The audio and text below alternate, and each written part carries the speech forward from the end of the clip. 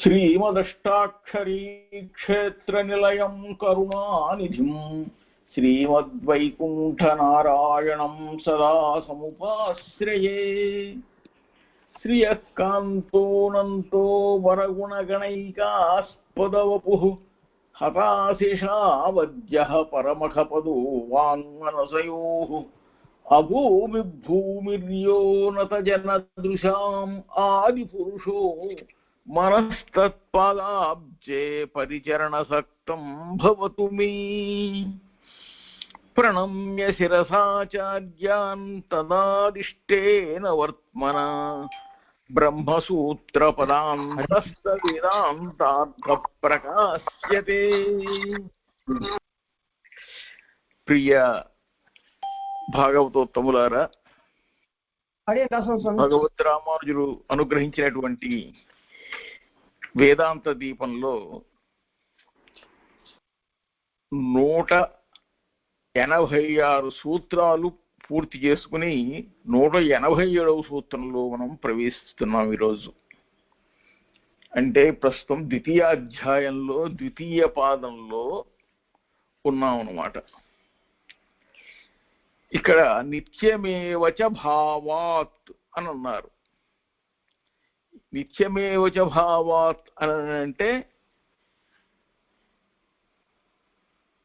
అవయవము అనేటువంటిది అవయవి అనేటువంటిది రెండూ కూడాను నిత్యంగానే ఉండటం వలన అని అర్థం.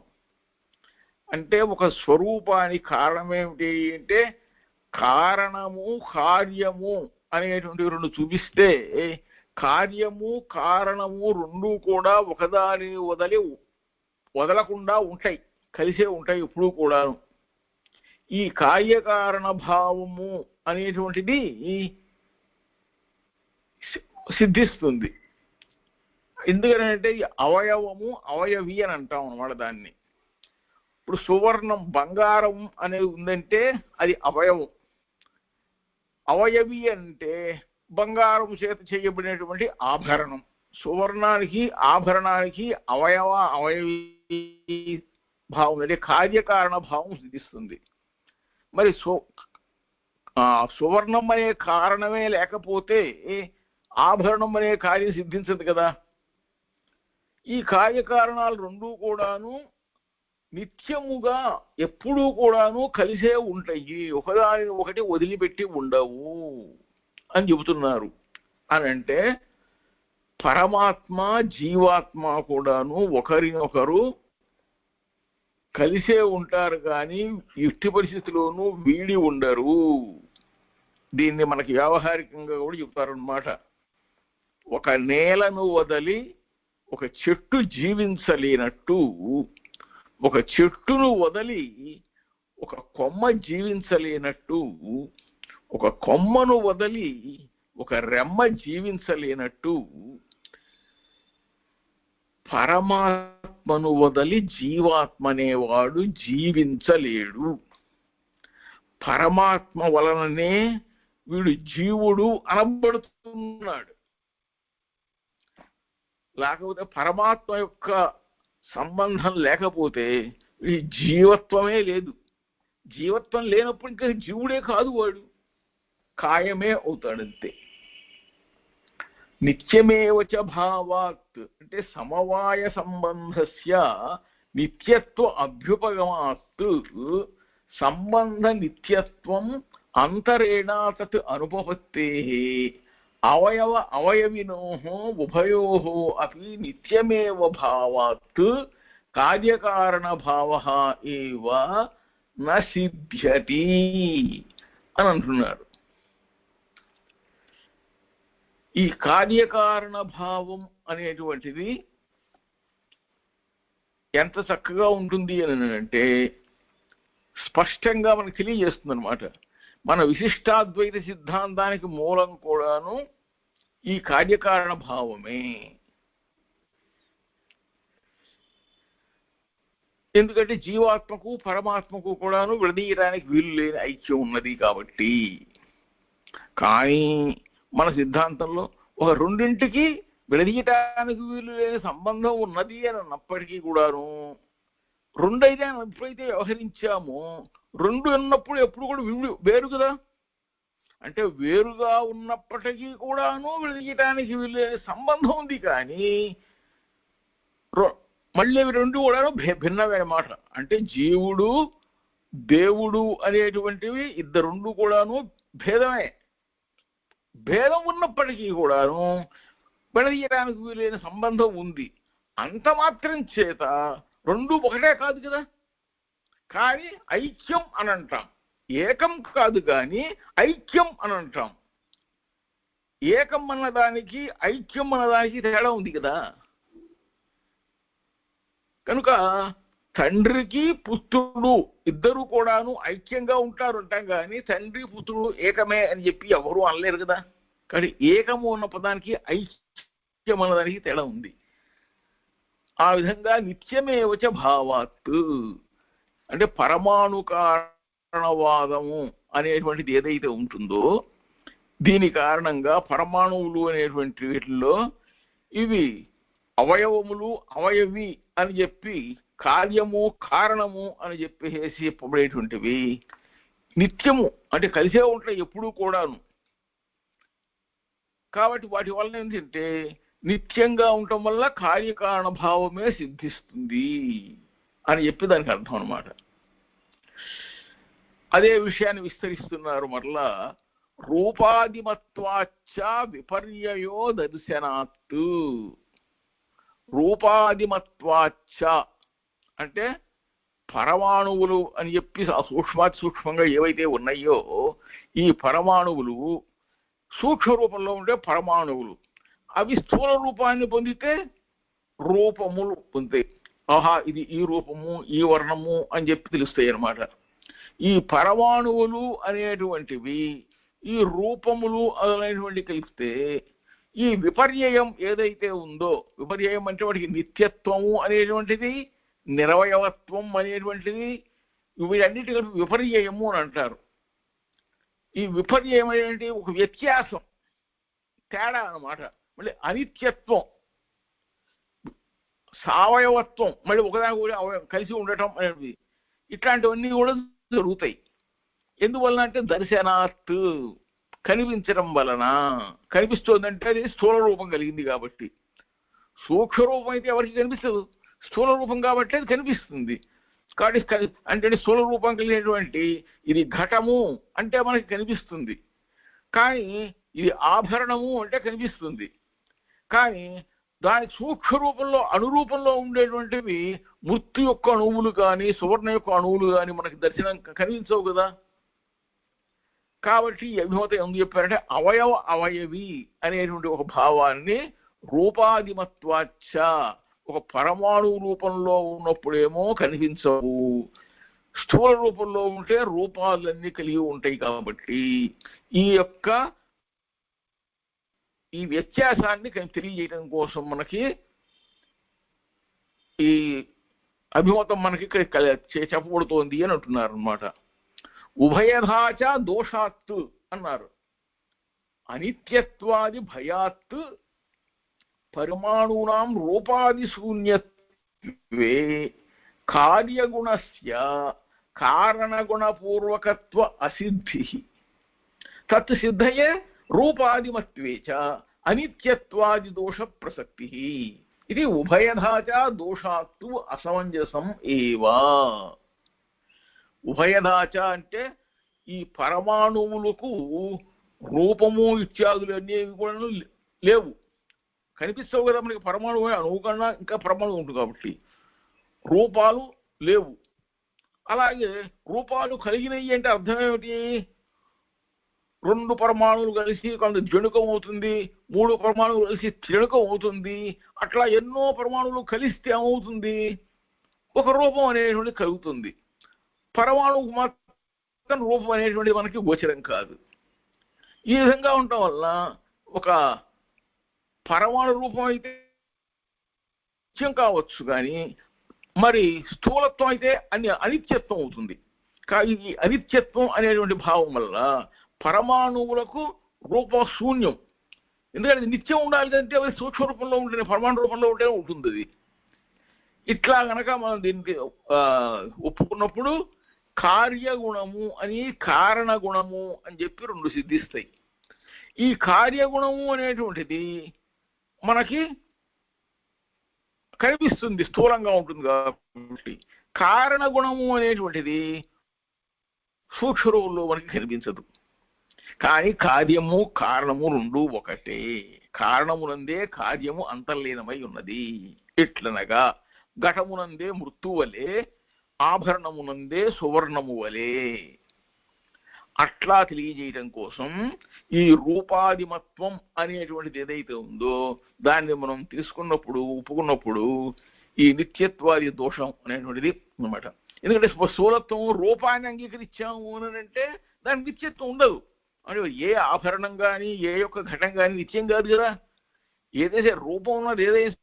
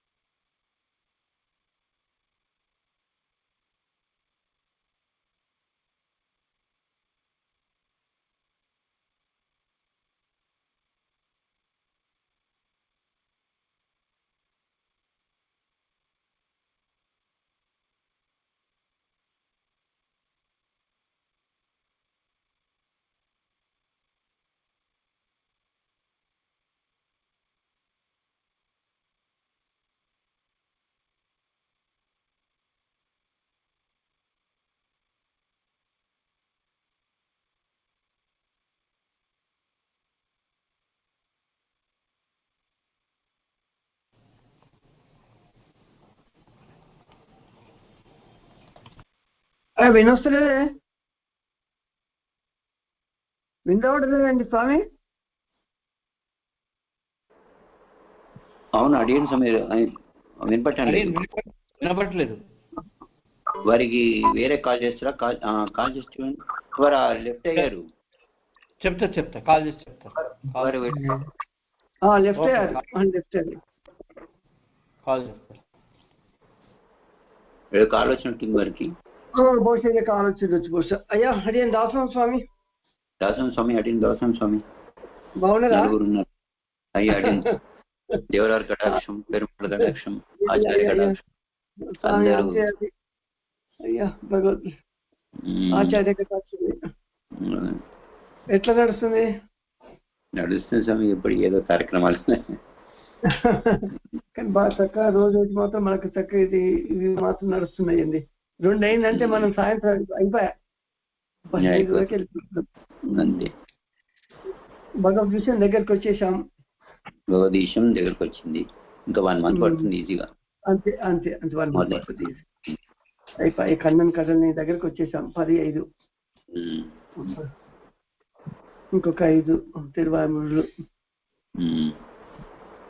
నేనంటే ఇంకొక నెల మంచిగా ఆయాస్ వేసుకోవచ్చు. మనం నిమ్మడంగా పోయినా ఒక 2 రోజుల వరకు ఆయాస్ అన్నగారు వెళ్ళిపోయినట్టుంది. అన్నగారు కూడా లెఫ్ట్ అయినట్టున్నారు. అంటే లెఫ్ట్ అయితేనే ఆయనకు ఫోన్ చేస్తుంది. కాలేజ్ ఉండొచ్చు లెఫ్ట్ చేసి ఫోన్ చేస్తాడు. మరి ఇంకెవ్వరు రావడం లేదండి. అదే నీట్లో అక్కడ అంటే ఇది గ్రూప్ చేంజ్ చేసినందుకు అట్లయిందో మరి ఏంటి తెలియదు. గ్రూప్ చేంజ్ చేసినందుకే కావచ్చు బహుశా. అదే ఇది గ్రూప్ చేంజ్ చేసిన చాలా తక్కువ మంది అయ్యారు. అంగీపురం శ్రీనివాసాచార్యులు ఫోన్ చేస్తున్నారు.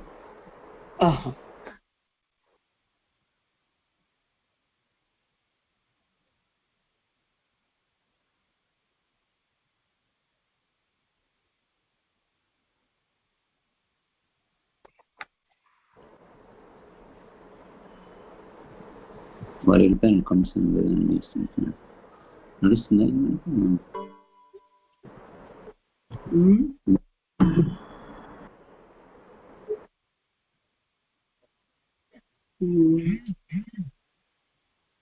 సంవత్సరాలుగా రాలేదు ఇవాళ. ఎందుకు రాలేదు? 4 సంవత్సరాలుగా రాలేదు.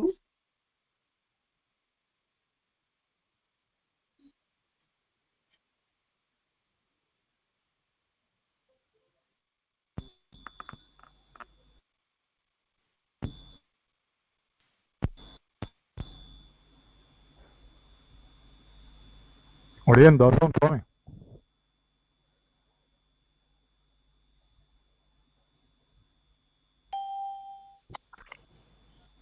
అడిగాను దాసోహం స్వామి.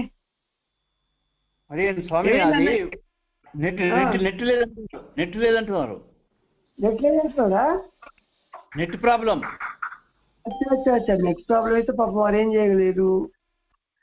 నెట్ ప్రాబ్లం మరి.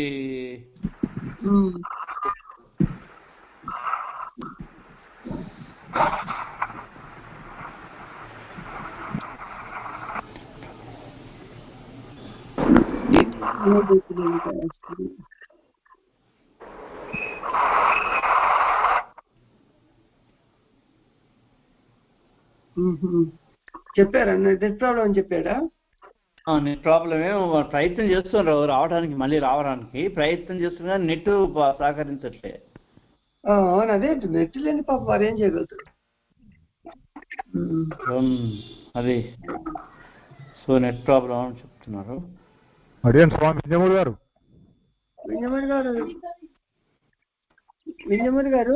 అడిగాను స్వామి. దాసోహం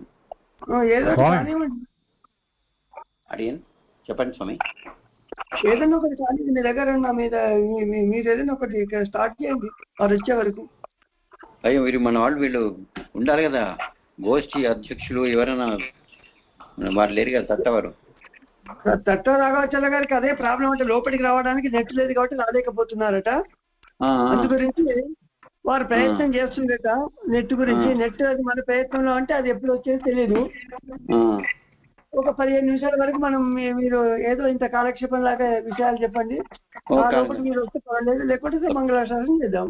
ఎందుకు కొద్దిసేపు చెప్పుకుందాం మనం, పర్వాలేదు. అయ్యా అడిగాను స్వామి. అందరికీ స్వామి దాసోహం స్వామి. ఇది మనది వేదాంత దీపం 2వ భాగం ఉందా స్వామి మన దగ్గర? వేదాంత దీపం కృష్ణాచార్యుల వారు మొదటి భాగం ఒకటి పీడిఎఫ్ పంపించారు కదా అప్పట్లో మనకి. వేదాంత దీపం ఈ ప్రవచనం స్టార్ట్ అయిన రోజుల్లో పంపించారు ఒకటి. నేను చూస్తానండి, చెక్ చేసి ఉంటే పంపిస్తాను తప్పకుండా. స్వామి దాసోహం. అందరూ మ్యూట్ చేసుకోండి. అడిగాను. జయ శ్రీమన్నారాయణ. ప్రియ భగవద్బంధులారా, శ్రీ శ్రీ శ్రీ త్రిదండి శ్రీమన్నారాయణ చిన్నజీర స్వామి వారు వారి యొక్క ఈ చాతుర్మాస్య దీక్షలో ప్రతిరోజు కూడా బ్రాహ్మీ ముహూర్తంలో తెల్లవారుజామున 4:30 నుంచి దాదాపు 5:30 వరకు అందరూ కూడా శరణాగతి గద్యని ప్రాతర్నిత్యానుసంధేయమైనటువంటి శ్లోకాల్ని చేయాలి అని చెప్పేసి వారు ఆదేశించారు. దాని ప్రకారంగా దాసులు తర్వాత చాలామంది తెల్లవారుజామునే శరణాగతి గద్య అందరూ కూడా చేస్తున్నారు. శరణాగతి గద్య ఎందుకు అంటే, మనం శరణాగతి చేయాలి పెరుమాళ్ళకి. ఎవరైతే అన్ని ఉపాయాలన్నీ కూడా కర్మ, భక్తి, జ్ఞాన ఇతర ఉపాయాలన్నీ కూడా వ్యక్తిగతంగా వాటినన్నిటి కూడా చేసినా కూడా చేయకపోయినా కూడా భగవంతుడిని శరణాగతి చేయాలి. దానికి సమాశ్రయనం, మంత్రోపదేశాలు ఇవన్నీ కూడా ఉన్నాయి. ఆ శరణాగతి గద్యని చేయడానికి కోసము దానిలో కొంచెం అంటే ఇప్పుడు మనకి ఎంత అవుతుందంటే అది అంతే కొద్ది దాని గురించి మనము తెలుసుకోవడం అంటే చాలా ముఖ్యమైనటువంటిది. దానికి ప్రధానమైనటువంటి శ్లోకం ముందే, వందే వేదాంత కర్పూర చామీకర కరండకం రామానుజార్యం ఆర్యాణం స్థూడామణి మహర్నిశం అని భగవద్ రామానుజుని ఉద్దేశించి తర్వాత ఉన్నటువంటి శిష్యులు దాన్ని అనుగ్రహించినటువంటి ఒక శ్లోకం శరణాగతికి. ఇది పెద్ద గద్య, ఇది పృథు గద్య అని వేదాంతేషులు అంటారు దీన్ని. దీంట్లో ఈ వేదాంత శాస్త్రము అనేటువంటి ఒక పచ్చ కర్పూరం, పచ్చకర్పూరాన్ని దాన్ని ఒక బాక్స్లో పెట్టాలి. కరండకం, చామీకర కరండకం అంటే ఒక బంగారు భరిణ, దాంట్లో దీన్ని పెట్టాలి. ఎందుకంటే అది బయట పెట్టేస్తే కరిగిపోతుంది. చామీకర కరండకం, బంగారు భరిణలో దాన్ని భద్రపరిచి ఉండడం అనేటువంటి ఏతుందో పరిమళం పోకుండా ఉండాలి, సురక్షితంగా ఉండాలి. ఆ విధంగా కాపాడబడేటువంటి వేదాంత శాస్త్రము ఆ బంగారు భరిణే అనే రీతిలో ఇది ఈ వేదాంత మార్గ ప్రతిష్టానాచార్యులు అయినటువంటి భగవద్రామానులు అందరికీ ఆశ్రితుడు. వారు ఒక బంగారు భరిణ లాంటి వారు. దాంట్లో వేదాంత శాస్త్రాన్ని చక్కగా దాన్ని కాపాడారు. ఆ వేదాంత దీపం, ఆ వేదాంత దాన్ని మనము దాంతోటే పెరుమాళ్ళకి మంగళహారతి, ఆ వేదాంత శాస్త్రం అనే దాన్ని మామూలుగా మనం హారతిలో ఇప్పుడు ఏవైతే మనకి మామూలుగా హారతి కర్పూరం అని దొరుకుతున్నాయో అదంతా కూడా పెట్రోలియం ప్రోడక్ట్స్. వాస్తవానికి మంగళహారతి పచ్చ కర్పూరంతో మనం దాన్ని వినియోగించాలి. అటువంటి ఒక సుగంధ భరితమైనటువంటిది.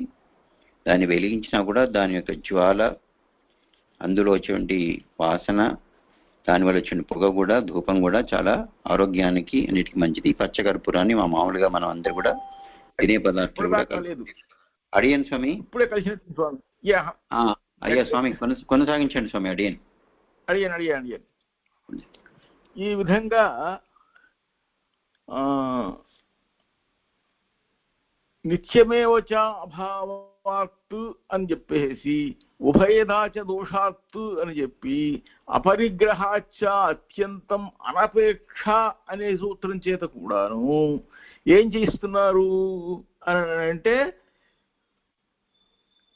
ఈ కపిలుని అయినటువంటి అంటే సాంఖ్యమత పక్షంలో కూడా చెప్పడినట్టుగా న్యాయానికి విరుద్ధమైనటువంటి సత్కార్యవాదము అనేటువంటిది ఏదైతే ఉందో, అంటే ఏమిటంటే కేవలం పరమాణువులు మాత్రమే వాటంతటా అవియే ప్రపంచ రూపంలో రూపొందుతున్నాయి అనేటువంటి వాదనాన్ని ఉందో, దాన్ని కూడా కొందరు వైదికులు కూడాను దాన్ని సత్కార్యవాదాన్ని స్వీకరిస్తారు.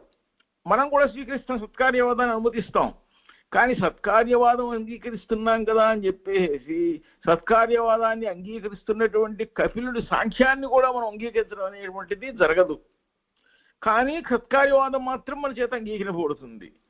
మళ్ళీ కణాదుడు వైశేషిక దర్శనంలో పక్షంలో వాళ్ళ చేత కూడాను, వైదికుల చేత కూడాను ఇది పరిగ్రహింపబడింది. కాబట్టి ఇది మోక్షాద్రమైనటువంటి వేదాంతుల చేత ఏమాత్రం కూడా ఈ పరమాణు కారణవాదం అనేటువంటిది అపేక్షించదగింది కాదు. ఈ పరమాణువుల కంటే కూడాను అతీతంగా ప్రతి పరమాణువునందు కూడా అంతర్యామి అయినట్టుగా, పరమాణువునందే కాదు ప్రతి చోట కూడాను అంతర్బహిశ్చ తత్సర్వం వ్యాప్య నారాయణ స్థిత అన్నట్టుగా సర్వము పరమాత్మమయమే అనేదాన్ని అంగీకరించేటువంటి వేదాంతులు ఈ పరమాణువులే సమస్త జగత్తు రూపొందడానికి కారణము అనేటువంటి దాన్ని ఎంత మాత్రము కూడా దీన్ని అంగీకరించరు. అలా పరిగ్రహింపకపోవడం వల్ల ఇది సత్కార్యవాదాన్ని అంగీకరిస్తాం, కానీ అది పరమాత్మ సంకల్పం వల్ల జరుగుతుంది అని చెప్పి అంగీకరిస్తాం. అంతేకాని పరమాణువులే సమస్త జగత్తుకు కారణం అనేటువంటిది అపేక్షించదగింది కాదు, అంగీకరించదగింది కాదు అని చెప్పేసి దాన్ని పూర్తి చేసి బౌద్ధమతం నిరాకరింపబడుతుంది అన్నమాట. అట్లాగే సముదాయాధికరణం అని చెప్పి మొదలవుతున్న తర్వాత ఈ సముదాయాధికరణం అనేటువంటి దాంట్లో ఇందాక ముందేం చెప్పారు, పరమాణువులే ప్రపంచానికి కారణము అని చెప్పిన వాదన ఎట్లయితే నిరాకరించామో, అదే దాని సందర్భంలో వైశేషికుల యొక్క మతాన్ని కూడా, కణాదుడి మతాన్ని కూడా నిరసించాం. అంటే పరమాణువులే కారణము అనేటువంటిది వాదాన్ని నిరసించేశాం.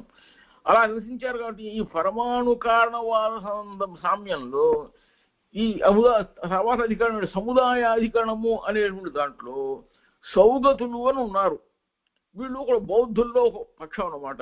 ఈ సౌగతులు అనేటువంటి వాళ్ళు కూడాను ఈ యొక్క సముదాయాధికరణంలో వాళ్ళు నిరాకరింపబడుతున్నారు. ఎట్లా అంటే సముదాయ ఉభయహేతుకేపీ తదప్రాప్తి, సముదాయ ఉభయహేతుకే అపీ తత్ అప్రాప్తి. సౌగతాః అంటే ఉభయహేతుకే అపి అని అంటే పరమాణువుకు కూడాను హేతు అయినటువంటి, పరమాణు హేతుకమైనటువంటిది ఏమిటి అంటే పృథివీ, జలము, తేజస్సు, ఇవన్నీ కూడాను దానికి హేతుకమైనవి అని చెప్పానంటే, అంటే పృథివీ పరమాణువు అని, జల పరమాణువు అని, వాయు పరమాణువు అని చెప్పి వివిధ రకాలుగా ఉంటాయి అన్నమాట. ఈ అన్నింటి పరమాణువుల యొక్క సముదాయమే, సముదాయే అంటే ఆ సముదాయంలో తదప్రాప్తి, తత్తనంటే ఆ సముదాయత్వం యొక్క అప్రాప్తి అంటే లభించకుండా ఉండటం చేత సర్వము కూడాను క్షణికమే అని అంగీకరిస్తారు. అంటే బౌద్ధంలో క్షణికవాదులు అని చెప్పే వాళ్ళని ఈ సౌగతులు అని అంటారు అనమాట. వీళ్ళు ఏమంటారంటే అది ఆ రూపం అనేటువంటిది ఒక క్షణం మాత్రమే ఉంటుంది, తర్వాత మారిపోతుంటుంది. ఎట్లా అయితే పరమాణువులు క్షణక్షణం మారిపోతుంటాయో అట్లా అని చెప్పని అంటారు అనమాట. ఆ సౌగతుల యొక్క అభిప్రాయం ఏదైతే ఉందో దాన్ని తిరస్కరిస్తున్నారు. ఈ సౌగతులు బౌద్ధులు అనేటువంటి వాళ్ళు సహజంగా 4 రకాలుగా ఉంటారు. ఎవరు వాళ్ళు అంటే ప్రత్యక్షమే ప్రమాణము, ప్రత్యక్ష సిద్ధమైనది ఏదైతే ఉంటుందో అదే స్థూలమైన ద్రవ్యము అని వాదిస్తుంటుంటారు. అంటే ప్రత్యక్షం ఒకటే ప్రమాణం అయితే మరి నువ్వు అనుమానము శబ్ద ప్రమాణం అనేటువంటి శబ్ద ప్రమాణాన్ని అంగీకరించరు వాడు. శబ్ద ప్రమాణం లేదు అని చెప్పినంటే వేదాన్ని అంగీకరించరు అనమాట. మరి వేదాన్ని అంగీకరించినటువంటి, శబ్ద ప్రమాణాన్ని అంగీకరించినటువంటి కేవలం ప్రత్యక్షమే ప్రమాణం అనేటువంటి బౌద్ధంలో ఒక విధమైనటువంటి ఈ సౌగతికులు, అట్లాగే విజ్ఞానులు అనేటువంటి వాళ్ళు, అనుమేయులు అని చెప్పి వీళ్ళందరూ ఉండి వాదిస్తుంటారు అనమాట. ఈ సౌత్రాంతికులు అని కొందరు ఉంటారు. సౌత్రాంతికులు అనేటువంటి వాళ్ళు ఏంటంటే ఏ ఆధారం లేకుండా ఉండేటువంటి విజ్ఞానం ఏదైతే ఉంటుందో ఆ విజ్ఞానం అనేటువంటిది దేన్ని ఆధారం చేసుకోదు, దాని ఆలంబనం ఏదీ లేదు. కాబట్టి విజ్ఞానమే సర్వమునకు మూలము అని చెప్పి వాదిస్తుంటుంటారు. యోగాచారులు ఉంటారు అన్నమాట. వాళ్ళు యోగాచారులు అనేటువంటి వాళ్ళు కూడా కొంటున్నారు. వీళ్ళు కూడా బౌద్ధంలో ఒకళ్ళు అనమాట. వీళ్ళు ఎందరూ ఏమిటంటే ప్రతి వస్తువు అనేటువంటి దాన్ని క్షణికంగా చెప్పుకుంటుంటారు. ఏదైనా సరే ఒక క్షణికమేనండి, పరమాణువేనండి అని అంటారు. ఇవి మారిపోతుంటాయి అని అంటారు క్షణక్షణానికి. ఇంకొందరు ఏమిటి చేస్తారంటే అసలు ఇవి ఏవీ లేవండి, సర్వం శూన్యం అని అంటారు. ఈ సర్వము శూన్యం అనేటువంటి బౌద్ధులు కొందరు ఉన్నారు. వాళ్ళని మాధ్యమికులు అని వ్యవహరిస్తారు. మళ్ళీ అందులో కూడాను బాహ్య పదార్థముల యొక్క ఉనికిని దేన్ని కూడాను వీళ్ళు అంగీకరిస్తున్నట్టుగాను ఉంటారు. మళ్ళీ ఏం చేస్తారు, వైభాషికుల్లాగా సౌత్రాంతికులు అనేటువంటి వాళ్ళు ఉన్నారే, వాళ్ళగా జగత్ అనేటువంటిది ఉత్పత్తి ప్రకారము, లోక వ్యవహారము అంతా కూడాను ఉంటుందా లేదా అంటే ఉంటే ఉంటుంది, లేకపోతే లేకపోతుంది అన్నట్టుగా సంశయంతో చెబుతారు అన్నమాట. అంతేగాని ఒక నిర్ణయం చేయలేరు ఈ క్షణికవాదులు లాంటి వాళ్ళు, బౌద్ధులెవరు కూడాను. దీని గురించి కొంచెం వివరంగా చెప్తున్నారు. సౌగతాః చతుర్విధాః ప్రత్యక్ష సిద్ధ స్థూల ద్రవ్యవాదినః కేచిత్ వైభాషికాః అన్యే విజ్ఞాన అనుమేయ స్థూల ద్రవ్యవాదినః తే చ సౌత్రాంతికాః అపరే నిరాలంబన విజ్ఞాన మాత్ర సద్భావం వదంతి యోగాచారాః ఇతి. త్రయః అపి ఏతే స్వాభ్యుపగత వస్తునః క్షణికత్వం వదంతి. అన్యే తు సర్వశూన్యవాదినః మాధ్యమికాః. తత్ర ఆద్యయోః బాహ్యసద్భావం అభ్యుపగచ్చతోః జగదుత్పత్తి ప్రకారః లోక వ్యవహారశ్చ సుష్టు ఉపపాదః తత్ దురుపపాదః ఇది సంశయః. అంటే ఉందనంటారా లేదనంటారా, దీన్ని అంగీకరించాలా అంగీకరించక్కర్లేదా అని అంటే దీన్ని ఈ సందేహాన్ని చేస్తున్నప్పుడు వెంటనే ఏది కాదో అదే అని అంటారు అన్నమాట. ఎందుకంటే జగత్ యొక్క ఉత్పత్తులన్నీ కూడా లోక వ్యవహారంలో ఉన్నాయి కాబట్టి ఇవన్నీ కూడాను ఒక అవిద్య వలన మనకి తెలియటం లేదు అని, కానీ సర్వం సరిపోతుంది అని చెప్పేసి అన్నట్టుగా పూర్వపక్షం చేస్తారు. ఎట్లాగంటే సోపపాద అంతా కూడాను ఈ పృథివ్యప్తేజో వాయువ్యాకాశాది ధర్మాలైనటువంటి గంధవత్వము మోక్షాలు ఏవైతే ఉన్నాయో వాటితో ఉన్నటువంటి పరమాణువులన్నీ కూడాను కలిసి ఆ పరమాణువులు విడిగా ఉండి ఆ రూపాలను అన్ని కలిస్తేనేమో రూపాలు కలుస్తాయి, అవి విడివిడిగా ఉంటేనేమో అవి రూపాలు గోచరించవు. కాబట్టి వాళ్ళని కలిసి ఉన్నట్టయితే భూతములు అని అంటారు, కలవకపోతే కూడా వాటిని పరమాణువులు అని అంటారు అని. వాటి వల్లనే ఇంద్రియాలు అనేటువంటివి ఏర్పడతాయి అంటారు. ఈ విషయాలు అనేటువంటివి కూడాను ఒక్కొక్కసారి సంఘాత విఘాతాలు కలుగుతుంటాయి. అందువల్ల ఇవి గ్రహించటంలో కొంచెం జ్ఞానం అనేది ఉండాలి. జ్ఞానవంతులైన వాడు తెలుసుకోగలరు, జ్ఞానం లేని వాళ్ళు తెలుసుకోలేరు.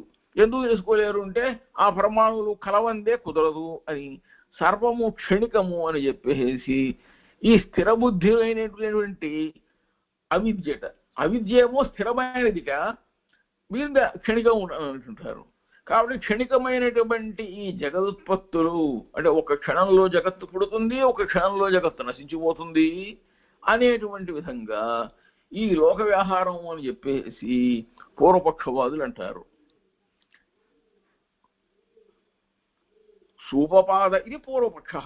తథా హి పార్థివ అపి ఆప్యతేజస వాయవీయాః గంధాదియుక్తాః పరమాణవః పృథివ్యాది రూపేణ సంహతాః భవంతి. భూతేభ్యశ్చ శరీర ఇంద్రియ విషయ లక్షణ సంఘాతాః తత్రాంతరః విజ్ఞాన సంతానః గ్రాహకాభిమాన అరూఢ ఆత్మత్వేన అవతిష్ఠతే. ఏషు క్షణికేషు అపి స్థిరత్వాది గోచర బుద్ధ్యాఖ్య విద్యయా సర్వం ఉపపద్యతే ఇది జగదుత్పత్తి లోక వ్యవహారశ్చ యుజ్యతే ఇది అని పూర్వపక్షం చేస్తారు. అది అట్లా జరిగిపోతుంటుందండి. అలా జరిగిపోయినప్పుడు సంఘాత భావం కలిగి ఉంటుందా అంటే ఉండదా అంటే దాని ఇష్టం. అది స్థిరమై ఉంటుంది, ఒక్కోసారి అస్థిరమై ఉంటుంది. అస్థిరమైనప్పుడు స్థిరమైనటువంటిది బుద్ధి అనేటువంటిది కలిసినప్పుడు ఆ విజ్ఞానం అనేటువంటిది మనకి కలుగుతుంది. అది నష్టమైపోతే దానికి మనకే తెలియదు. దాని మీద కలిగితే రాగద్వేషాలన్నీ కూడా కలుగుతూ ఉంటాయి. ఈ రాగద్వేషాది పరంపరంతా కూడా సిద్ధిస్తుంది, సిద్ధించదు, అదంతా వాటికే కారణము అని చెప్పి ఈ క్షణికవాదాన్ని పరమాణు కారణవాదాన్ని వాళ్ళు తెలియజేస్తుంటారు అన్నమాట. దానికి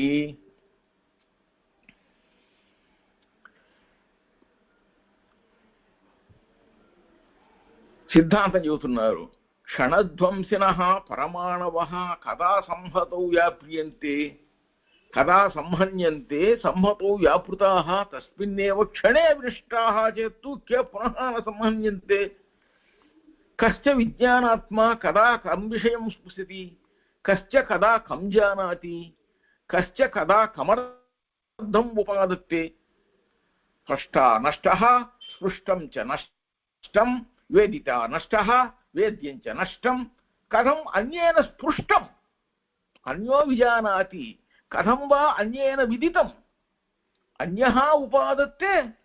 సంతాన ఏకత్వే సిద్ధే అపి సంతానిభ్యః సంతానస్య పరమార్థతః వస్త్వంతరత్వ అనభ్యుపగమాత్ సంతానైక్యం అపారమార్థికం అకించిత్కరం. స్థిరత్వాది అవిద్యయా అపి సంఘాతోత్పత్తి న సంభవతి. నహి సుప్తాదిషు రజితాది అవిద్యయా రజతాది ఉత్పత్తి సంభవః. విదుషశ్చ పూర్వస్య నష్టత్వేన ఉత్తరేణ అవిదుషా పూర్వ వినష్టేన విదుషా అనుసంహితార్థ ఉపాదానంచ న సంభవతి సంస్కార ఆశ్రయత్వేన చ ఏకః అర్థః స్థిరః న అభ్యుపగమ్యతే అతః జగదుత్పత్తిః లోక వ్యవహారశ్చ దురుపపాదః ఏవ. అంటే ఈ పృథివ్యప్తేజో వాయువాకాశాల్లో ఉండేటువంటి పంచభూతాల్లో ఉండేటువంటి వాటి యొక్క ధర్మాలైనటువంటి గంధము అని స్పర్శ అనేటువంటివి ఏవైతే ఉన్నాయో ఇవన్నీ కూడాను వాటి యొక్క పరమాణువులన్నీ కూడాను ఏమవుతాయి? కలిసినప్పుడు ఒక భూతము అనబడుతుంది, విడిపోయినప్పుడు పరమాణువు అనబడుతుంటుంది. అవి తెలుసుకునేటువంటి వాడు దాని మీద అభిమానం పొందినట్లయితే ఆ జ్ఞాన సంతానాత్మ ఉంటుంది. అది అది ఇది ఇది అన్న విధంగా ఒక పరంపరగా జ్ఞానం ఉంటుంది. అది కూడాను క్షణికమైపోతే ఒకప్పుడు ఇందాక చూశాను అది, అప్పుడు అది అది అని తెలుసుకున్నాను, మరలా మర్చిపోయాను, ఇప్పుడు చూశాను, ఇప్పుడు ఇది ఇది అని తెలుసుకుంటున్నాను అని చెప్పి ప్రతి క్షణం కూడా సర్వము మర్చిపోతుంటాడు, మళ్ళీ తెలుసుకుంటుంటాడు అని చెప్పానంటాడు. ఇదంతా ఏమిటంటే ఒక అవిద్య చేత కలుగుతుంది అని అంటారు అన్నమాట. ఇట్లాంటివన్నీ ఏదైతే ఉన్నాయో అయ్యా, మీరు ఏం మాట్లాడుతున్నారు? ఒక క్షణంలోనే మీకు జ్ఞానం కలిగిందా? ఒక క్షణంలోనే నశించిపోయిందారా? అవి ఎప్పుడు కలుసుకున్నాయి, ఎప్పుడు విడిపోయినాయి? అవి తెలుసుకున్నవాడెవడు, తెలియచెప్పేవాడెవడు, ఆ తెలుసుకున్న విధానం ఏమిటి, ఎట్లా ఏ విషయాలు ఎవరు స్పృశించారు, ఎవరు ఎప్పుడు స్పృశించారు, ఏది స్పృశింపబడింది, అసలు అసలు స్పష్టమైందేది, నష్టమైందేమిటి, తెలుసుకున్నవాడు ఏమి నష్టపోయాడు? ఇన్ని ప్రశ్నలు కనుక వేసినట్టయితే ఒక్కదానికి కూడా సమాధానం లేదు ఇక్కడ. అందుచేత ఇవన్నీ కూడాను నిలబడనటువంటివి ఉత్త మాటలు. అంతేకాని సిద్ధించినది అనంటే ఆ సిద్ధించిన దాని యొక్క సంతతి అది పరమార్థంగా మనకి ఒక వస్తువు ఇంకొక వస్తువును ఉత్పత్తి చేసేట్టుగా మనకి అంగీకరించబడుతుంది. అది అలా కించిత్కరము అకించిత్కరము కొంచెం చేయటము, కొంచెం కాని చేయడం అన్నట్టుగా ఒక సంఘాతము అని ఉత్పత్తి అని ఒక క్షణంలోనే అన్ని సంభవించవు. ఒక క్షణంలోనే పుట్టారండి, వచ్చారండి, కలిశారండి, పోసుకున్నారండి, విడిపోయారండి, ఇవన్నీ ఒక క్షణంలో అయిపోతాయా? ఇవి జరగని పని. ఎట్లా అయితే అవిద్య చేత సుప్తిక ఎందు రజత కలుగుతుందో, ఒక ముత్యం చెప్ప ఉంది, దాన్ని ఒక క్షణసేపు మనకి ఎట్లా కనిపించింది ఎరుపులాగా, అరే అదిగో వెండి చూడు ఎంత ప్రకాశిస్తోందో అనిపిస్తుంది, మళ్ళీ తర్వాత మాయమైపోతుంది, కనిపిస్తుంది వెళ్ళి చూస్తే. అంటే ఆ క్షణంలో కనిపించినటువంటి అవిద్య చేత నీకు రజతము అనిపించినటువంటిది ఏదైతే ఉందో అది నిజమైన రజతం అనేటువంటిది కాదు అన్న సంగతి తెలిసింది. అంతకు ముందు అది అసలు ఏమిటో తెలియని స్థితిలో ఉన్నావు. ఈ రెండింటి చేత నీకు తెలియని స్థితికి కాని దానిని అవునని అనుకున్న దానికి రెండింటికి ఇదేమీ తేడా లేదు. కాబట్టి నీకు ఒక సంస్కారం ఉన్నట్లయితే ఆ సంస్కారాన్ని ఆశ్రయించి ఒక పదార్థం స్థిరంగా నీకు అర్థమవుతుంది, అంగీకరింపబడుతుంది. అందువల్ల అది మనం కనుక్కోలేము, తెలుసుకోలేము. కాబట్టి సమస్త జగత్తు యొక్క ఉత్పత్తి, ఈ లోక వ్యవహారము అంతా కూడాను మనం దీని ఇది ఇలా అది అలా అని చెప్పడానికి ఎంత మాత్రము సాధ్యం కానిది, అది భగవంతునికే సాధ్యము అని చెప్పి సిద్ధాంతీకం చేస్తారన్నమాట. ఇతరేతర ప్రత్యయత్వాత్ ఉపపన్నం ఇది చేత్తు నా సంఘాత భావ అనిమిత్తత్వాత్.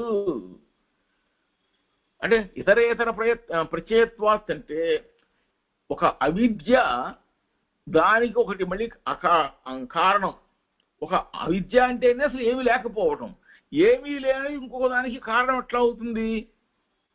అలా ఏమీ లేనటువంటి అవిద్య ఇంకొక దానికి కారణమైంది అని చెప్పినట్లయితే అలా చెప్పడం అనేది కుదురుతుందా అంటే ఉంది. లోక వ్యవహారంగా వాడికి బుద్ధి అనేటువంటిది లేకపోవటం వల్ల వాడు అది ఏమి సాధించలేకపోయాడు, వాడు ఏమి రాలేదు అని చెప్పడం అనేది ఒక లోక వ్యవహారంగా ఉంటుంది. అలా అంటే అది సరికాదండి. సంఘాత భావానిమిత్తత్వాత్ అంటే సంఘాతం అవడానికి ఒక విడివిడిగా ఉన్నవి ఒకటిగా కలవటానికి కారణం ఉన్నది. ఆ కారణం లేకపోతే అది కలవటం అనేటువంటిది లేదు అనేటువంటిది తెలుస్తుంది అనమాట. అన్ని పదార్థాలు కూడా క్షణికమే అయినట్లయితే అవిద్య వలన కూడాను అంటే అజ్ఞానం వలన కూడాను నీకు అవి తెలుస్తుండేటైతే మరి పరస్పరం ఒకదానికొకటి హేతు అయి ఉన్నాయి, దానివలన ఇది దీనివలన అది అని అంటే ఈ సమస్త లోక వ్యవహారం అంతా కూడా కుదురుతుంది అని అంటే సరిపోతుంది అని అంటే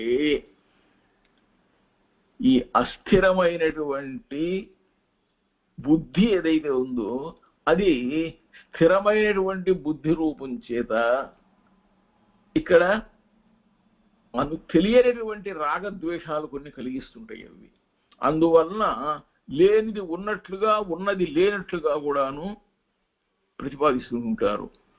ఆ పరంపరలో అవిద్య అనేటువంటి ఒక చక్రంలో తిరిగిపోతూ ఉంటారు అన్నమాట. అంటే ఏమి తెలియని దాంట్లోనే ఉంది ఉంది ఉంది వస్తుంది వస్తుంది వస్తుంది వెళ్ళింది వెళ్ళింది వెళ్ళింది పోయింది పోయింది పోయింది అంటూ ఉంటారు. యద్యపి క్షణికాః సర్వే భావాః తథాపి అవిద్యాదీనాం ఇతరేతర హేతుకత్వాత్తు ఉపపన్నం లోక వ్యవహారాదికం అస్థిరేషు స్థిరత్వ బుద్ధిరూపయా అవిద్యయా తత్ర తత్ర రాగద్వేషాదయః జాయంతే ఇత్యేవం ఆది పరంపరయా పునః అపి అవిద్య ఇది చక్రవత్ పరివర్తితః ఇది చేత్ న ఏతత్ ఉపపద్యతే. సంఘాత భావ అనిమిత్తత్వాత్ అవిద్యాయాః యద్యపి అవిద్యాఖ్యా విపరీత బుద్ధిః క్షణికం స్థిరత్వేన విషయీకరోతి తథాపి తత్ న వస్తుతః స్థిరం భవతి ఇది వస్తుతః స్థిరం కార్యం న కరోతి అతః సంఘాత భావః న సిద్ధ్యతి ఇత్యర్థః. అస్థిరే స్థిరత్వ బుద్ధి ఒక శిశ విషాణం తీసుకుని కుందేలు కొమ్మును తీసుకొచ్చి కుందేలు కొమ్ముతో ఒక లేనటువంటి ఒక 8 కాళ్ళ జంతువుని ఎవరో హత్య చేశాడు పొడిచాడు అని చెప్పే మాటలు ఎట్లా ఉంటాయో అంటే అభావాత్మ తెలియజేస్తాయో అట్లాగే అస్థిరే స్థిరత్వ బుద్ధియుక్తస్య విజ్ఞానాత్మనః తదా ఏవ నష్టత్వాత్ కస్య రాగద్వేషాదయః జాయంతే ఇది రాగద్వేషాది పరంపరా చ న సిద్ధ్యతి ఇది అభిప్రాయః. దానివలన ఉపయోగం లేనటువంటిది వచ్చిందండి కరెక్టేనండి కానీ వెళ్ళిపోయిందండి పోయిందండి నష్టపోయామండి అని చెప్పేటువంటివి ఇటువంటివి స్థిరం కాదు, అది పరంపర కూడా కాదు. ఇతశ్చ అందువల్ల ఏంటంటే సమస్తము కూడాను బుద్ధి స్థిరంగా ఉన్నప్పుడు తెలుస్తుంది, బుద్ధి అస్థిరమైనప్పుడు నష్టమైపోతుంది అన్న విషయాన్ని ఇక్కడ తెలియజేయడం తెస్తారన్నమాట. ఉత్తరోత్పాదే చ పూర్వ విరోధాత్ అంటే ఉత్తరోత్పాదే అంటే ఒక ఘటం ఉందనుకోండి కుండ, ఆ ఘటం ఎప్పుడైతే తయారయ్యిందో ఎప్పుడు ఉత్పత్తి అయిందో ఉత్తర ఘట క్షణోత్పత్తి వేళాయాం కుండ తయారైపోయేటువంటి ప్రథమ క్షణ సమయంలో పూర్వస్య వినష్టత్వాత్ కుండ తయారవక పూర్వమే నష్టమైపోయింది అని అంటే అభావస్య ఏవ హేతుత్వేన అవిశేషాత్ లేనిది ఏదో పోయింది అని చెప్పినంటే ఎట్లా ఉంటుందో సర్వేషాం సర్వదా ఉత్పత్తి ప్రసజ్యతే. అప్పుడు అందరికీ అన్ని వేళలా అందరికీ ఉత్పత్తి జరుగుతోంది అని అర్థం. పూర్వక్షణవర్తినః హేతుత్వ ఉపగమేపి దేహాదేహే విశేషకస్య స్థిరస్య ఏకస్య అనభ్యుపగమాత్ అవిశేషేణ ఉత్తరక్షణవర్తినః సర్వస్య హేతుః స్యాత్. ఈ విధంగా ఇవి నిలబడనటువంటి పుల్లుబోని మాటలన్నమాట, న్యాయంలో మాటలాగనమాట. ఏది నిలబడదు, ఏది సరికాదు, ఏది స్థిరం కాదు. అలాంటి మాటలు చెప్పినట్టు ఉంటాయి అన్నమాట. ఎందుకంటే వీటి వల్ల సంఘాత భావం అనేటువంటిది సిద్ధించదు. లేనిది ఒక లేని దాని చేత ఇంకొక లేనిది గెలిస్తే ఇంకొక లేనిది ఏదో పుడుతుందా? అది అంగీకరించ యోగ్యం కాదు కదా. అట్లాగే ఉత్తరోత్పాదేచ ఉత్తరఘటోత్పత్తి వేళాయాం పూర్వ నిరోధాత్, మనం ఘటం తయారైన తరువాత ముందు ఘటన నష్టపోయింది అని అంటే ఘటం తయారైందే ఇప్పుడు, అంతకు ముందేట నష్టపోతుంది. ఇది అంగీకార యోగ్యమైంది కాదు అని చెప్పేసి ఇది ఎప్పుడూ కూడాను ఒక విశేషాన్ని తెలియచేయలేదు. అసతి ప్రతిజ్ఞోపరోధో యౌగపద్యమన్యథా.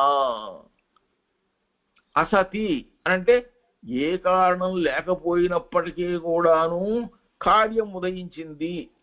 అదేంటోనండి, ఎవ్వరు ఏం చెప్పకుండానే ఏం చెయ్యకుండా దానంతట అదేదో వచ్చేసేసిందండి, సిద్ధించేసింది అని చెప్తే దాని అనాతి అసతి అని. అనాతి అసతి. ప్రతిజ్ఞోపరోధ, ప్రతిజ్ఞాయా ఉపరోధ అంటే ఏక విజ్ఞానే సర్వ విజ్ఞానం భవతి అన్నటువంటి ప్రతిజ్ఞకు కూడాను విరోధం వస్తుంది అక్కడ. అధిపతి అంటే ఏంటి? ఏది లేనప్పుడు ఇక నువ్వు తెలుసుకునేది ఏముంది సర్వ విజ్ఞానం అని? అంతా మిథ్య అని అంటే, ఏది లేదు అని అంటే ఏదో ఒకటే ఉంది చెప్పుకుంటే, నువ్వు ఒక్కదాన్ని తెలుసుకుంటే ఇక సర్వ విజ్ఞానం ఏం కలుగుతుంది నీకు?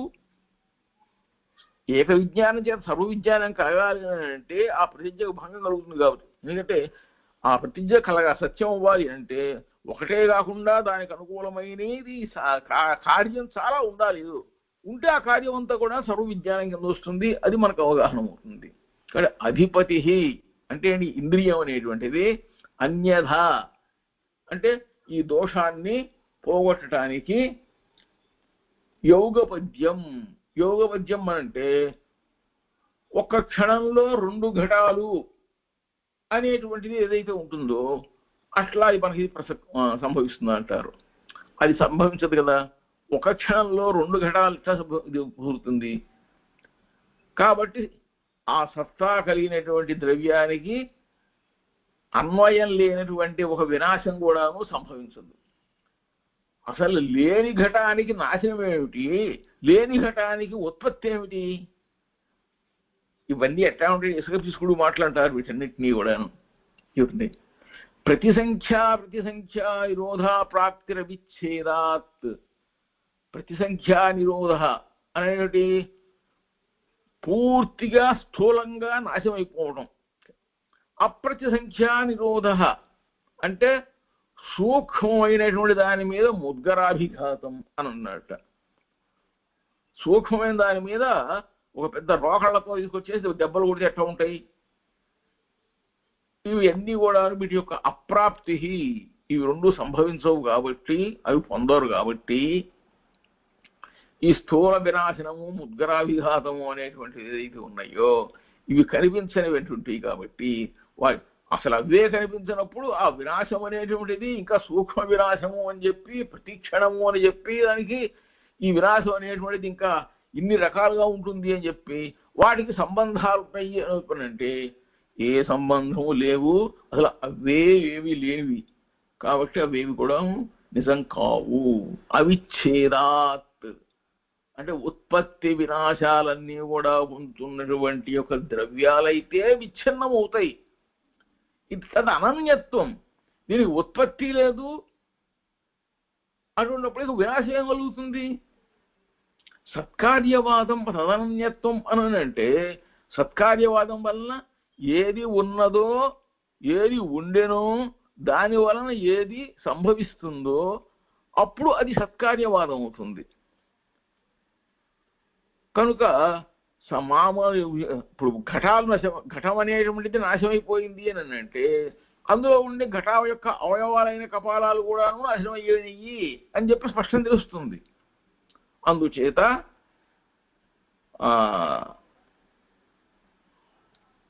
ఈ కనిపించిన దాని గురించి సూక్ష్మస్థితిని గురించి చెప్పేటప్పుడు అటువంటిప్పుడు ఇందులో విరోధం ఏమీ లేదు అని చెప్పని అంటారు అనమాట.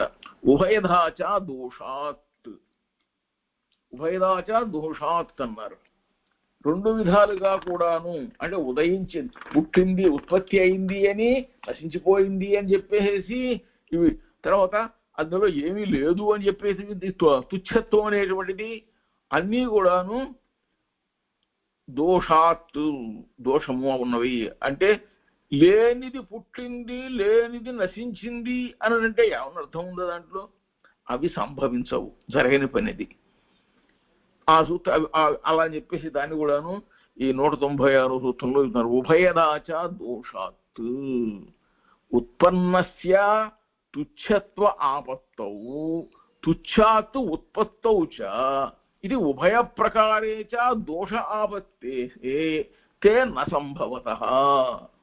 ఈ రెండు కూడాను జరగని పనిలు. ఉత్పన్నస్య తుచ్చతా ఆపత్తౌ పశ్చాత్ తుచ్చాత్ ఉత్పద్యమానం జగత్ తుచ్ఛాత్మకమేవ స్యాత్. ఈ జగత్తు కూడా తుచ్చమే అయిపోతుంది అప్పుడు అని అంటే ఆ తుచ్చము అనేటువంటి ప్రతీతి జరిగినట్లయితే అప్పుడు ఈ జగత్తు కూడాను తుచ్చమైంది అని అంటే ఇక మృత్తుకి సువర్ణానికి మొదలైన వాటికి వలన కలిగించేటువంటి ఘటము, ఆభరణము మొదలైన వాటికి కూడాను అవి కూడా తుచ్చమైపోతాయా? అవి ఉన్నవి కాబట్టి అవి తుచ్చం కాదు, ఇవి లేనివి కాబట్టి అవి తుచ్చం. ఏమీ లేని వాడిని ఏమంటారు? తుచ్చుడా అంటారు అనమాట. ఏం చేత కానివాడా, ఏం చేయలేనివాడా, ఏమి లేనివాడా అని చెప్పేసి అనమాట. అత తుచ్ఛాత్ ఉత్పత్తి తుచ్చతాపత్తి చ న సంభవతః. లేనిది ఉత్పత్తి అవుతుంది అని చెప్పేసి, లేని దాని వల్ల జరుగుతుందని, లేని దానికి ఏదో ఆపద వచ్చింది, జరిగిపోయింది, ధ్వంసం అయిపోయింది అని అంటే లేనిది ధ్వంసం అయిపోయినప్పుడు ఏమిటండి? అది న సంభవతః, జరగదు. ఆకాశే చ అవిశేషాత్ అన్నారు. ఆకాశే తుచ్చస్వరూపత న సంభవతి. అబాధిత ప్రతీతి సిద్ధ పృథివ్యాదివత్ ఆకాశే అపి అబాధిత ప్రతీతే అవిశేషాత్ ప్రతీయతే హి ఆకాశః అత్ర సేనః పతతి అత్ర గృధ్రః ఇది సేనాదేః పతనదేశత్వేన. అంటే ఒక ఆకాశంలో ఏమీ లేనటువంటిది ఒక దానికి ఒక స్వరూపం సిద్ధిస్తుంది అని అంటే అలా సంభవించదు. ఎందుకనంటే అవిశేషాత్, అక్కడ ఏ విశేషము లేకపోవడం చేత. ఏ విశేషము లేనిది, ఏ విశేషం లేకుండా ఏదో జరిగింది, అలాగే నష్టం వచ్చింది, అయ్యయ్యో అది కష్టపడిపోయిందండి అని అంటే అప్పుడు ఆ ఆకాశంలో ఉన్నటువంటి ఆ తుచ్చత్వం అన్నమాట. అంత ఆకాశము ఉన్నది. ఇక్కడ ఆ ఆకాశంలో ఒక గద్ద ఎగురుతోంది.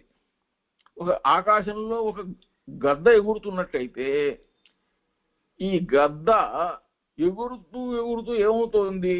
ఎగురుతున్న గద్ద వేరు, ఎగరటం వేరు, ఎగురుతున్న గద్ద వేరు అన్నట్టుగా వివరించి చెప్తే ఎట్లా ఉంటుందో ఆ విధంగా ఆకాశే అవిశేషాత్. ఆకాశాన్ని ఎలా విభజించి చెబుతాం మనం? కుదరదు. అనుస్మృతిశ్చ అంటే దీని ఒక ప్రత్యభిజ్ఞానం అంటారు అన్నమాట. ఓ అదే, ఇది అట్లాంటిదా, ఓహో అట్లా ఉంటుందన్నమాట. ఇది కూడా గో సదృశ్యం గవయ మృగం అన్నట్టుగా ఒక ప్రత్యభిజ్ఞానం కలుగుతుంది అన్నట్టుగా ఘటాలకి క్షణికత్వం అనేటువంటిది ఇట్లా ప్రత్యభిజ్ఞానం అనేటువంటిది కలుగుతుంటుంది అని చెప్పేసి అనుస్మృతిశ్చ అనే సూత్రంలో వివరిస్తారు. దీన్ని రేపు చూద్దాం. 198వ సూత్రాన్ని రేపు పరిశీలించుకుందాం, భాషించుకుందాం.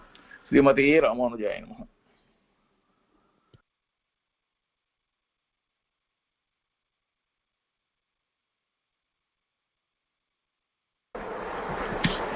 అడియన్ స్వామి జయ శ్రీమన్నారాయణ.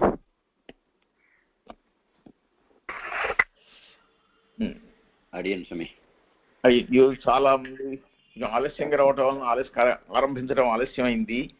అయినా కొంత ఎవరు వారు వేయించేసిన తరువాతకు వచ్చిందా అన్ని సాగించడం జరిగింది. అది ఒక చిన్న సంశయం స్వామి అడిగాను దాసం. ఉభయదాచ దోషాత్ అనేది 196వ సూత్రం ఒకటే రకంగా ఉంది, 189వ సూత్రం ఉభయదాచ దోషాత్ అని ఉన్నది. సూత్రాలు రెండు ఒకే రకంగా ఉన్నాయి, ఏమాత్రం తేడా లేకుండా. 196వ సూత్రం ఉభయదాచ దోషాత్తు అని, తర్వాత 189వ సూత్రం ఉభయదాచ దోషాత్. అది ఆ సూత్రం అలాగే ఉంది, ఈ సూత్రం అలాగే ఉంది. అది ప్రకరణాలు వేరుంటాయి. ప్రకరణం వేరే ఉంది, అక్కడేమో పరిమాణం సంగతి విషయం చెప్పేది, ఇక్కడ వేరే విషయం. అదే అన్నమాట. అక్కడేమో పరమాణువుకి రూపానికి నిత్యత్వమని శూన్యత్వం అని చెప్పడం కోసం కార్యము కారణముల విషయంలో అక్కడ ఉభయదాచ దోషాత్తు అన్నారు. అంటే సూత్రం ఒకటే రకంగా ఉంది, ఇక్కడ సూత్రం ఒకటే రకంగా ఉంది. అక్కడ భావం వేరు కదా. అవి రెండు దోషములే, ఇవి రెండు దోషములే అని చెబితే ఆ రెండు వేరు, ఈ రెండు వేరు కదా. అక్కడ పరిమాణము, ఇక్కడ ఏమిటంటే పుట్టిన జగత్తు, అలాగే సువర్ణం వల్ల కలిగినటువంటి ఆభరణము, మృత్యు వల్ల జరిగిన ఘటము ఇత్యాదులు అని చెప్పన్నారు అన్నమాట. అలా అక్కడ ఇక్కడేమో కార్యకారణం చెప్పాడు, ఇక్కడేమో వస్తువు అని చెప్పాడు. దీనివల్ల ఇది రెండు కూడాను సరికాదు అని చెప్పని అంటున్నారు. ఎట్లా ఎన్నిసార్లు వస్తుందో అట్లాగే ఉత్తరంలో ఆర్డర్ రావడంలో విశేషం లేదా. అది ఆ భావం చూసుకుంటే మనకి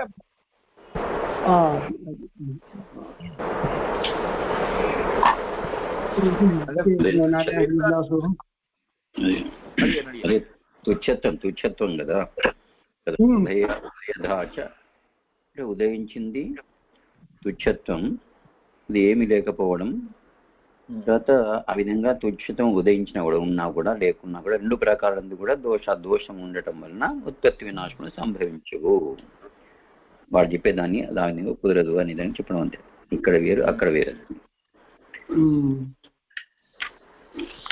ఏమీ లేదు అంటేనే ఒకటి, ఏమీ లేదు అనేది ఒకటి ఉదయించింది అని అంటే ఎట్లా ఉంటుంది? అది వినటానికే ఒక రకంగా ఉంది. ఇక్కడ కొన్ని కలవవు అన్నమాట, కొన్ని అభిప్రాయాలు, కొన్ని భావాలు కలవు అవి. కానీ అది అందుకనే అన్నాను, కుందేలు కొమ్ము అన్నాను చూసారా, అట్లా అనమాట. కుందేలు కొమ్ముతో వాడు హత్య చేయడం నేను ప్రత్యక్షంగా చూశానండి అన్నాడట. ఎంతవరకు సత్యం అవుతుంది?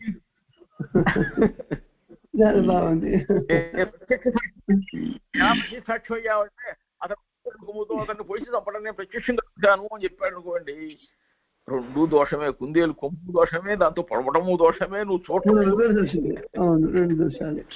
అంటే వాళ్ళ సిద్ధాంతం, వాళ్ళు చెప్పేదాని ప్రకారంగా పరమాత్మకి రూపం ఉందన్నా తప్పే వస్తుంది, లేదన్నా తప్పే వస్తుంది.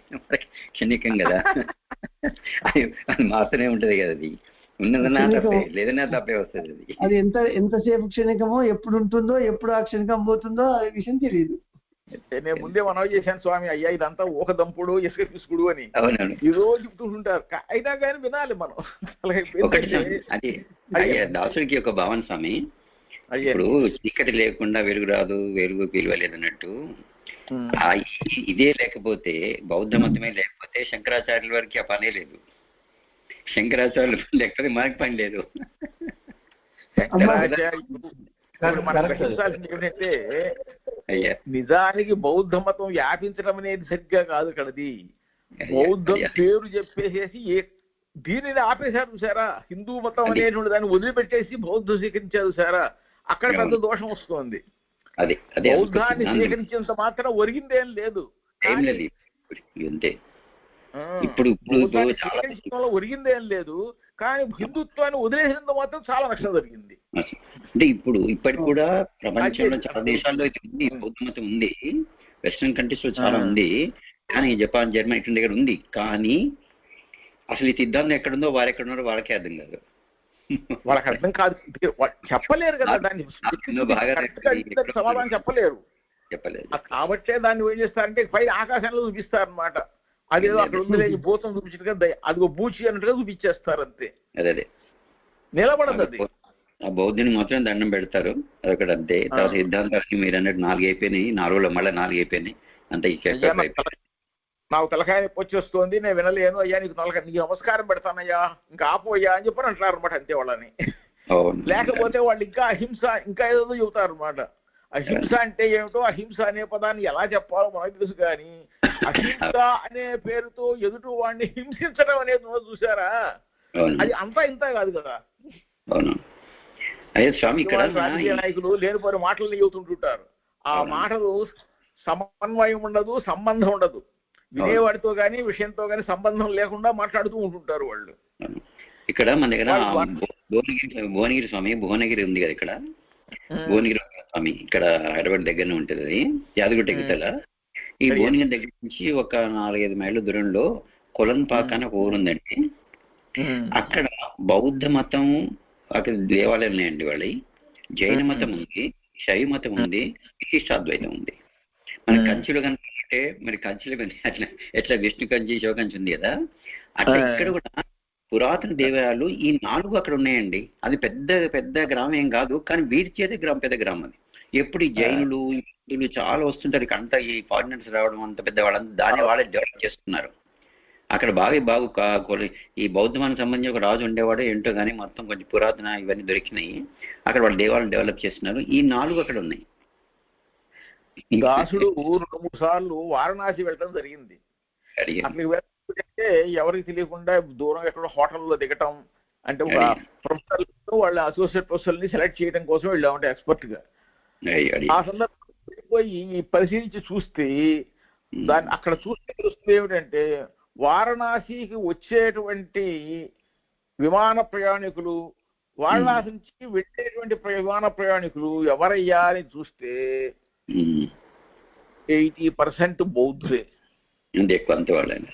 అది వాళ్ళకి ఏంటంటే ఈ పెద్ద పెద్ద ఏదైతే పుణ్యప్రదమైన క్షేత్రాలు ఉన్నాయి కదా, ఇవన్నీ దర్శించడం. లేదే మరి వాళ్ళు ఉంటుంటారు, అంతా ప్రదర్శిస్తుంటారు, దిగుతుంటారే కానీ ఇక్కడేం ఉండదు. అది వాళ్ళకి ఏంటంటే ఇండియాలో చాలా మంచి మంచి దివ్య క్షేత్రాలు ఉన్నాయి, వీటిని దర్శించాలి. ఆ గంగా నది, వారణాసి, కాశీ, ప్రయాగ ఇవన్నీ చూడాలని వాళ్ళు కూడా కొంచెం కొంచెం ఉంటాయి కదా ఉంటారు. ఆ యొక్క గంగా నది తీరంలో చీమలకు దూరినట్టుగా దోమల గుంపుల్లాగా సాయింపులు ఎంతమంది ఉంటారు స్వామి? చాలా ఉంటారు. ఎవరన్నా అసలు అందరూ ఎంటర్ కాగలరా ముందుకి? చాలా చాలా కష్టం. గంగా నది దగ్గరికి వెళ్లకుండా అడ్డపడిపోతారు, ఇల్లు కట్టేసేసుకున్నారు అంతే. చిన్న చిన్న సందులు, ఏ సందులో ఎటు వెళుతుందో ఎవరికి తెలియదు. అవును, చాలా అన్ని సందులు కాశీలో మనిషి నడిచిపోవడం అంతే. నరేంద్ర మోడీ గారు చెప్పడంలో గంగా నదిని నేను శుద్ధి చేస్తాను అంటలో ఇదే ఉద్దేశం ప్రధానంగా. గంగా నది శుద్ధి చేయాలి అంటే ఇప్పుడు ఏదో మార్చారని వింటున్నాము. అక్కడక్కడ రోడ్స్ అన్ని తీసుకొని బిల్డింగ్ తీసి రోడ్స్ పెద్ద చేశారు ఇది అంటున్నా. మరి ఎక్కడెక్కడ చేశారు ఏదో తెలియదు. కొంచెం బాగా అది అంటే ఈ నగరాన్ని కొంచెం దాన్ని చేశారట. వారణాసి ఆయన కాన్స్టిట్యూన్సీ కదా, ప్రైమ్ మినిస్టర్ అనుకుంటా కదా, అన్ని కొంచెం అది పాతవన్నీ కూడా తీసేసి. ఎందుకంటే మనం చూడండి, మనం వెళ్తే కాశీకి వెళ్తే ఎంతో దూరం నడిచి వెళ్ళారండి. టాంగో కూడా పోదు లోపలికి. నడిచిపోవాలి, చాలా నడిచిపోవాలి. పోతున్న కొద్ది ఇండియా కానీ గంగా నది కనపడదు. ఎవరినన్నా అడిగితే ఇటు కాదండి అసలు అంటాడు అంటారట. అన్ని సందులన్నీ మొత్తం ఏ దారి ఇడిపోతున్నారంటే అటు ఇటు తిరుగుతుంటామే కానీ మనం ముందుకెళ్ళలేము. అన్ని మళ్ళీ అంత ఇదే మొత్తం. ఒక మనిషి పోయే సందే కానీ ఒక వాహనం పోదు, ఒక స్కూటర్ పోదు. అంత ఆశ్చర్యం. ఆ బౌద్ధం అసలు ఏది లేకపోయినా ఉంటే ఎంత ఇదిగా అక్కడి నుంచి ఫ్లైట్లు వెళ్ళిపోతుంటాయి ఎక్కువ. వారణాసి ఎయిర్పోర్ట్ ఎందుకు డెవలప్ అయింది అని అంటే అక్కడి నుంచి ఢిల్లీ వలన కానీ, అక్కడి నుంచి కలకత్తాకి, అక్కడి నుంచి ముంబై వలన కావట్లేదు. అక్కడి నుంచి అటు వెళ్ళిపోతాయి అన్నమాట. అవును, బౌద్ధ కంట్రీస్ వెళ్ళిపోతాయి. కానీ ఏదో మరి మనకు వాళ్ళ వేదాలు వేరే, వాళ్ళ భారతం వేరే, వాళ్ళ రామాయణం వేరే, ఇవేవి ఉండవు వాళ్ళకి. మరి ఇక్కడ దీని మీద ఇండియా మీద వాళ్ళకి భక్తి శ్రద్ధలు. అది బహుశా అనుకుంటే ఇది ఒక అవతారంలో ఇది ఒక అవతారం అనే ఉద్దేశము వాళ్ళ ఉండి ఉంటది. బహుశా ఏదో ఉండి ఇచ్చది వాళ్ళకి. బౌద్ధులు ఎవరు కూడాను ఈయన భగవంతుడు అవతారం అని చెప్పని చెప్పుకోరే. అలా ఒప్పుకుంటే తగ్గదు, అది తగ్గిపోతుంది వాళ్ళకి. బుద్ధుడు మహావిష్ణువు యొక్క అవతారం అని చెప్పుకుంటే వాళ్ళకి లోటు వస్తుంది. అంటే బుద్ధుడు ఇంకా విష్ణువు యొక్క అవతారం అని ఒప్పుకున్నారు అని అంటే బుద్ధుడు తక్కువ విష్ణువు ఎక్కువ అని ఒప్పుకున్నట్టే. కానీ అసలు ఆ విష్ణు ప్రస్తావన అనేది వాళ్ళకి ఉండదు. అందుకనే దాన్ని ఏమన్నారంటే వేదాన్ని ఒప్పుకోరు వాళ్ళు. ఆగమాలు ఉన్నాయి, నాస్తిక దర్శనాలు అంటారు బౌద్ధాన్ని. అవన్నీ తక్షశిల, నంద తక్షశిల, ఇగో ఇక్కడ మన నాగరం సార్కొండ, ఇవన్నీ అప్పుడు చాలా యూనివర్సిటీస్ చాలా ఉండేవండి. అసలు ఆ రోజుల్లో ఈ బౌద్ధులు రాజులుగా ఉన్నప్పుడు బహుశా అప్పుడే ఈ వేదాలు బయటికి వెళ్ళి ఉంటాయండి.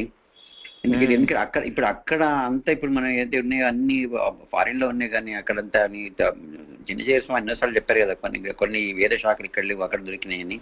అట్లా ఏదో విధంగా అధికారంగా అనధికారంగా అన్ని బయటికి వెళ్ళిపోయినాయి అవన్నీ కూడా. అవును, ఆ విధంగా ఇదంతా అక్కడ అంతా ప్రచారం అయిపోయింది, ఇక్కడ లేకుండా పోయింది అనుకోండి. ఇక చాలా తక్కువ కదా ఇప్పుడు మనకి మన దగ్గర అదంతా.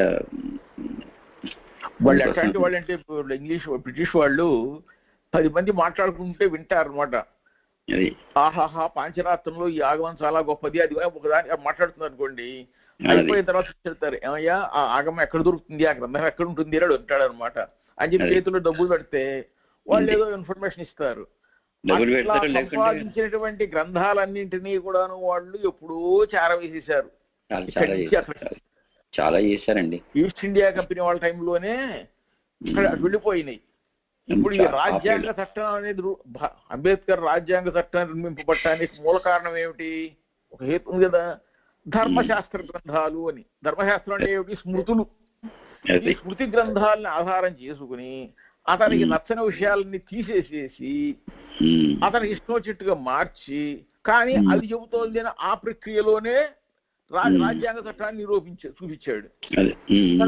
బాగా చెప్పారు, అంతే ఎగ్జాక్ట్లీగా. దానివల్ల అంబేద్కర్ సిస్టమ్ ఎవరు మార్చలేరు. ఇంకా దాన్ని మార్చాల్సిన అవసరం ఉంది, అగత్యం ఉంది. తప్పనిసరి అది వస్తుంది, ఆ సమయం వస్తుంది అనుకోండి, నిర్మాణ సంకల్పం జరుగుతుంది. రావాలి. సరే స్వామి, ఇంకా సంతోషం స్వామి. మంగళం కోసలేంద్రాయ మహనీయ గుణాత్మనే చక్రవర్తి తనూజాయ సార్వభౌమాయ మంగళ ఆశాసనపరైర్మదాచార్య